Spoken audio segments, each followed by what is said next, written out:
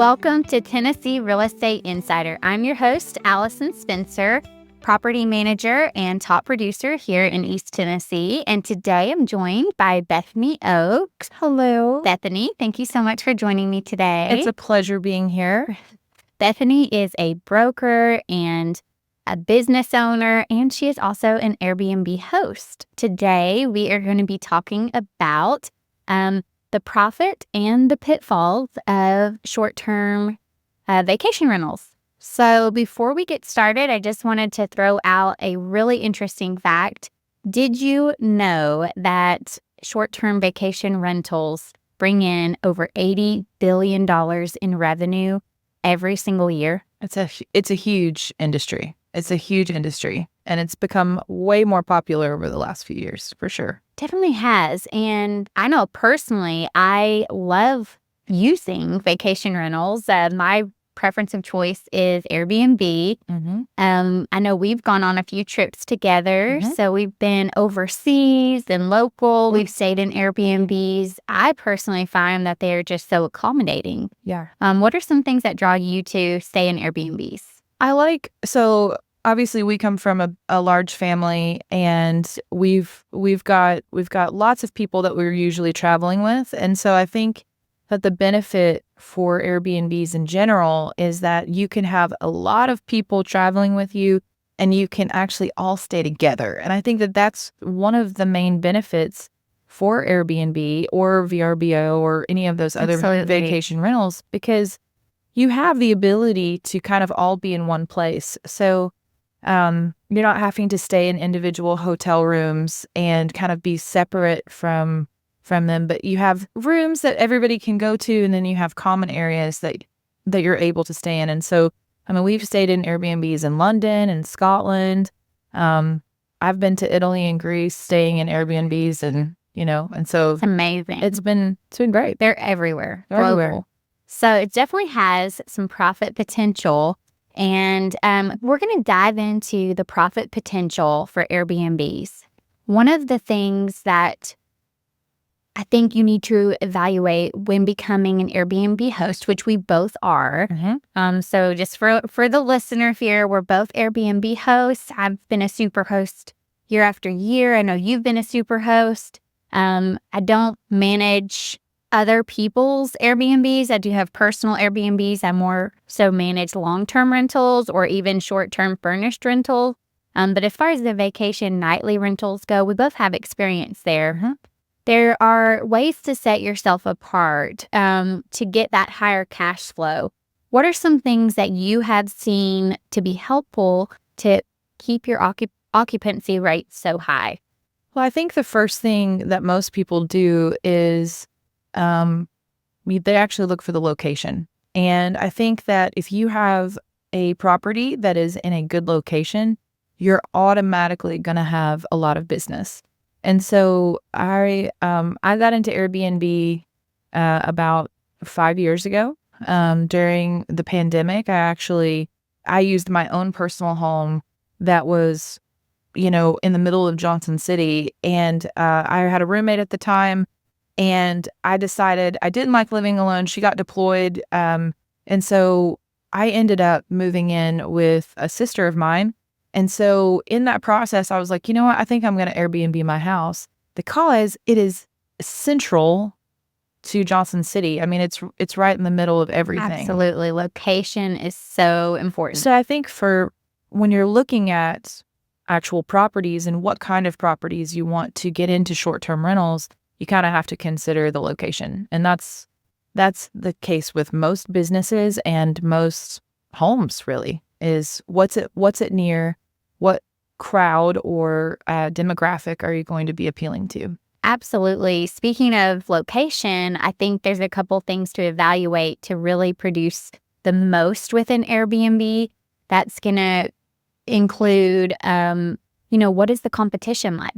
How many other Airbnbs are up against yours? Yeah. I will tell you from personal experience, I had an Airbnb in a location where there was very little competition, and we cash flowed incredibly. As soon as there began to be more and more Airbnbs in that area, it was competition. So, the occupancy rate definitely went down. So when evaluating the location, another thing you need to look for is, what are the hubs? How close is it to the things that are attracting people to stay there?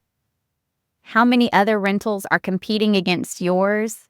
And then what is going to set yours apart? We'll get to that in just a minute. But another key factor is also events. You do have to stay on top of what events are going on in the town that are going to draw more money. I know for us, we owned a race day condo. At one point, it was awesome. The room would rent out for $900 a night during the fall race, which is absolutely amazing. But if you weren't aware of those trends, you would be missing out on a lot of cash flow. Absolutely. I think intentionality is really important with vacation rentals. I think that whatever you're going to really gear your rental towards, I think that is a really important thing. Like, for example, the race day condo that you had, that it was right across the street from the racetrack. And so any event that was happening at the racetrack, that's going to be a draw.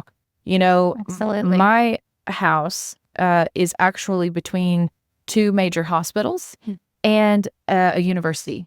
And so a lot of the people that were coming to stay in my vacation rental over the past 5 years have been people who are either working in the hospitals, like nurses, that are, kind of contracted out. You've also got students that are coming in, parents that are coming to see students. So there's a lot of things for at least the first 3 years of my vacation rental that it was very geared towards people in the medical profession and things like that, just because of where I was situated and where the location was. I think once you determine the location and the demographic that is going to be attracted to your rental, you can then orchestrate the design of your rental, which we will cover in our next episode. But a couple things to touch on that.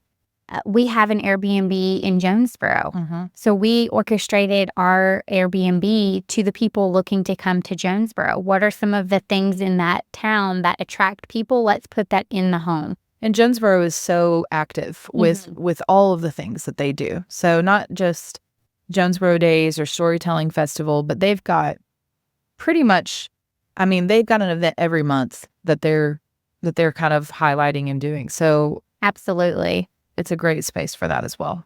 There's a lot of unique opportunities, and I think once you design your Airbnb according to who might be staying there, it really increases the chance and the experience of the stay. So we talked about some of the perks of having an Airbnb, one being the cash flow. Just to recap on that, I think it's important to always evaluate rental investment properties to see what is the cash flow potential versus long-term. And Airbnb, I know our Airbnbs grossed a ton of money, but they also cost a lot of money. So let's talk about some of those cost pitfalls. What are some of the costs that you have seen with your Airbnb? So people are really hard on furniture. Yes, that's the biggest expense that I've spent tons of money on. Now, the great thing about Airbnb, and I'm not sure about VRBO and others, but they actually have what's called Airbnb Cover. And Airbnb Cover is an insurance program for hosts that experience damage with their stuff. And so now it can be a real pain to kind of get some payouts from them.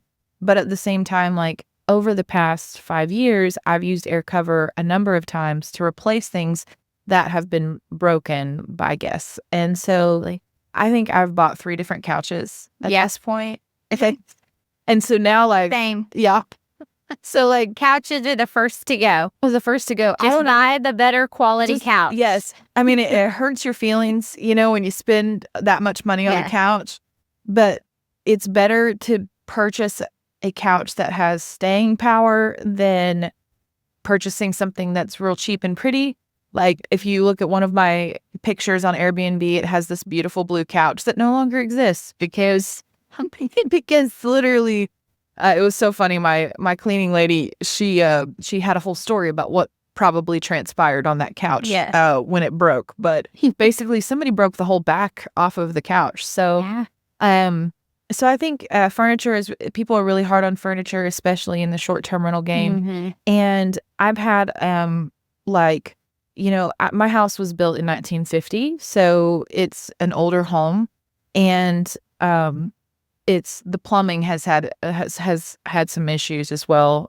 People, I called in a plumber, and because the toilet stopped working, and somebody had flushed a bottle brush of sorts down the toilet. So I don't know if it was a child who did it or whatever, but it's like, so, there are things like that. Now, again, it was all covered under air cover, which was great.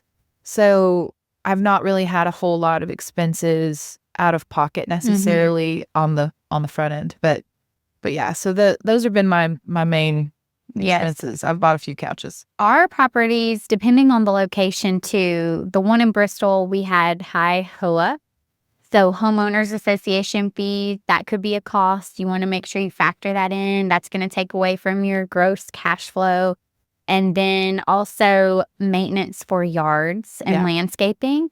The house in Jonesboro was on a beautiful lot. We paid so much money for, tree trimming and grass cutting, mulch, landscaping. So those costs. And then, of course, there is also cleaning expenses. Yep. And just consumables. You've got your cleaning supplies, your towels, linens. A lot of those are pretty durable, but you are going to have to replace those at some point. Oh, yeah. And something that we've talked about before is having multiple sets of those things. Mm-hmm. But they really only last for 6 months-ish, depending on what your occupancy rate is. Right. So, I have a very high occupancy rate. Go ahead, rate. Tell us. Just brag for a minute. Well, I'm impressed. So my first 3 years of Airbnb, I had between a 94 and a 96% occupancy. That is insane. Which is crazy. And I know that was not the norm. And I feel like I had to start building in chunks of time so I could actually go and inspect the property because I had so many bookings that I wasn't able to, really look at the property because I couldn't get in at the times that people were coming in and so on and so forth. So I had a cleaning person who really was helping me kind of stay on top of those things, which is a very valuable asset. So that's my number one thing with most Airbnbs is if you're going to have an Airbnb or a VRBO or whatever, you're going to need to find a really good cleaning person and somebody to help you stay on top of your property, especially if you have such a high occupancy rate. Absolutely. How did you handle supply management? Did you have your cleaner go and purchase supplies, or did you do that yourself? So there's a couple of things that I've done over the last 5 years. One is my cleaner I've gone through several different cleaning people because some people are like, hey, this is too much for me. I can't continue. Then there are other people that are like, oh, yeah, I'm ready to take this on. I had to let some cleaning people go because they weren't upholding a standard. And I actually lost Superhost status because of a couple of reviews. Mm-hmm. And so it's been a dance. But I had one cleaner who would always she would just purchase stuff and then I would just reimburse based on what she purchased. She'd send me a receipt and I would just pay it. But now what I do is I actually drop ship stuff directly from Amazon and then she just unpacks the box when she That's comes. awesome. So there are so many different tips and tricks to Airbnb hosting, which is actually our next episode. So I'm so excited you'll be joining us for that. Yeah. But before we cover the next topics, I just want to recap a little bit about why Airbnbs have pros and cons. They are super fluid if you are keeping up with it. If you're looking for passive income, I say Airbnb and vacation rentals is not as passive. It's not passive. You are it's very actively maintaining that property and that experience. Yeah. Long-term rentals, it's a fix it and forget it somewhat. So that cash flow you can count on. Your expenses are a little more predictable. But there is a lot more gross cash flow available to those short-term rentals if you have the time. Yep.